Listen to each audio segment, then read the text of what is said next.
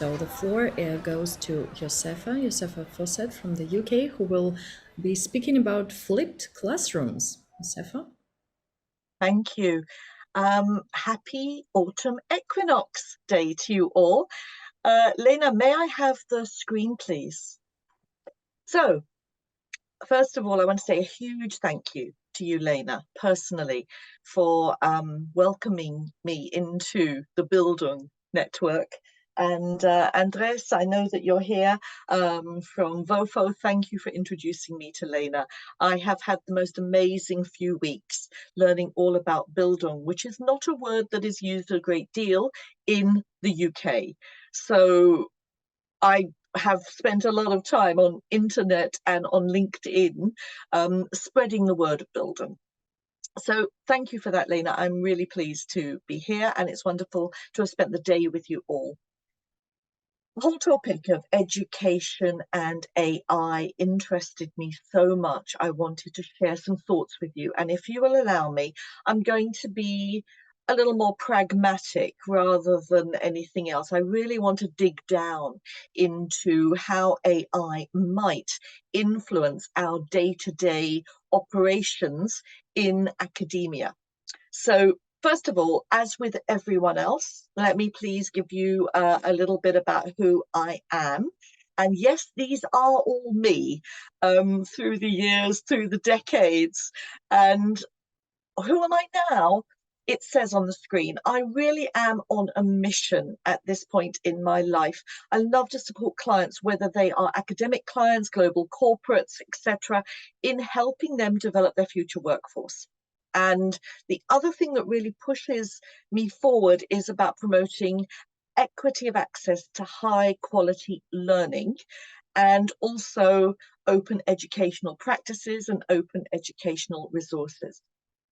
So what do? Very simply, I do some lecturing in the UK, in Switzerland, and in Bulgaria. At the moment, I've lectured all over the world. In Switzerland and Bulgaria, they are remote, so I'm doing live online teaching there. I develop my own courses as well online. I do consulting work. I'm a business excellence expert, and my latest enjoyment is working with ICDE and on the advocacy committee looking at open educational practices. So that's just a whistle-stop tour of who I am. Now, Lena started all of this by posing a few questions on the internet in association with this day. Do humans have a future in AI? She said, can we educate for coexistence with AI? How does education need to adapt and change in the world with AI? And they all pushed my buttons. So I wanted to speak to you today about adopting human in the loop AI teaching with a very specific focus. Will our educators need to change their teaching style as more students use AI in their studies? Now, I asked ChatGPT, and surprise, surprise, it said yes. And it gave this answer. This is your machine learning answer for what it said it would do. I'm just going to move my screen a bit. That's good. But I also think yes. There we go. I didn't think it would move. I agree with ChatGPT, but I wanted to go a little bit further. So in my current university, I started talking to a few academics about AI, and what kept coming back was concern, problems. In fact, if we focus on the problems, we tend to stop looking for the opportunity itself. And yes, I do think that we need to look at ways for us to change our teaching because it benefits the tutors, it benefits the students, and it allows us to look at the quality of what we are offering.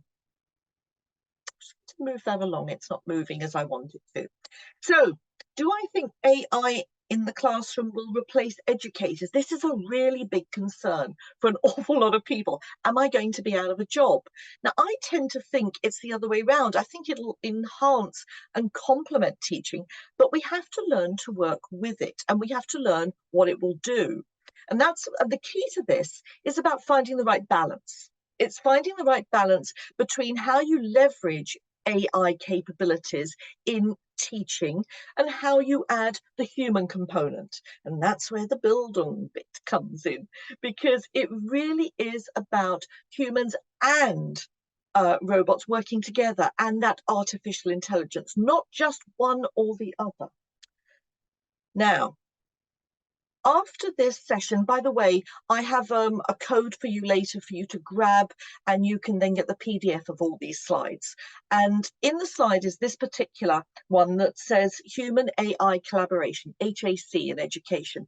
Definitely do a good Google Scholar search on this, because you'll find a lot of really interesting information about how the human AI collaboration can work in education through lots of different techniques.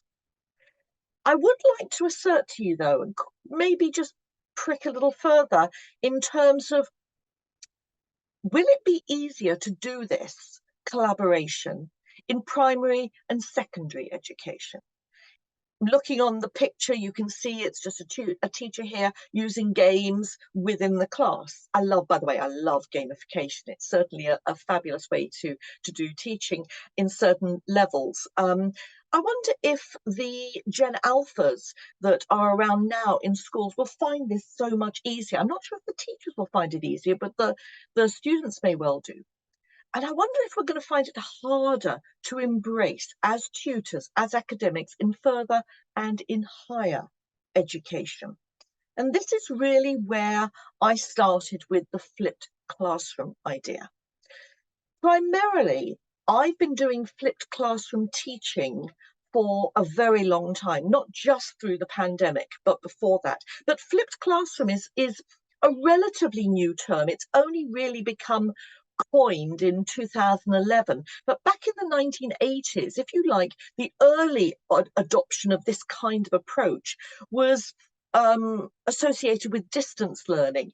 And in fact, if you look back at someone called Raymond Murphy, back in the 1980s, he has, if you like, the best-selling English grammar book in existence since then. And he started producing worksheets that people would use first, and then he would then have discussions with them. In those days, it was on the telephone. But over the years, it's become more prevalent for this flipping to happen. And it was made very popular by Daniel Pink, and he's a blogger who talked, a prolific blogger who talked about different ways that you can flip the classroom. And really what we're talking about here is where all the instructional material happens before the class itself. So what you do is maybe it's videos or podcasts, or maybe it's articles or reference points, or whatever it is you create. It goes into your organizational VLE, and students look at this first, and then they come to class. And what you then do as a tutor is you don't go through the slides again. In fact, you don't go through the slides at all. What you do is you then talk to them about what they've learnt. Now, where does AI come in? Well, if we add AI to the flipped classroom idea, then not only are you giving them information, but you could even set students the opportunity to use AI, generative AI, to find out lots about various topics that you're raising each week. The beauty is that you then bring that back into the class and you talk about it. So this isn't about just regurgitating what has been learned, whatever is brought up by the machine learning. It's about having a conversation about, is any of it accurate? Can it be referenced? Is there evidence? If so, what is it? Let's have discussions. Do you understand what you've read? So this is really a different kind of approach. And that difference comes to right at the very beginning. If you're going to do flipped learning, flipped classrooms, it starts with flipping the design. So your design is completely different, and it is, dare I say, focused on the learner as opposed to focused on the expert. And over the years, we've done so much in education where the expert drives the content and drives the discussion, and the expert stands at the front of the room, so to speak. with flipped teaching, certainly what I found over the years is that the learners are more in charge. Now, I know I have two colleagues of mine from my UK university, and they will know full well that we've done a huge shift in our curriculum design so that the learner is at the heart of the learning process. I have to say, I thought they always were, but there you go. So you've got a flipped design approach, but you have to have a flipped teaching delivery approach as well. You really will have to have tutors that understand how to facilitate and bring the best out of their learners. And that's where you've got the human in the loop aspect. You've got the teachers, the tutors alongside AI, and that's what makes a difference. Now, in the final slides, you will see these three questions or these three statements. And it's really in response to, is any of this AI going to change the landscape for the better? So there's something about changing the curricula. There's something about reskilling our teachers. There's something about policies. And when you look further at this, there are bigger questions. What happens if we don't do it? And will the learners do this despite us if we don't embrace it?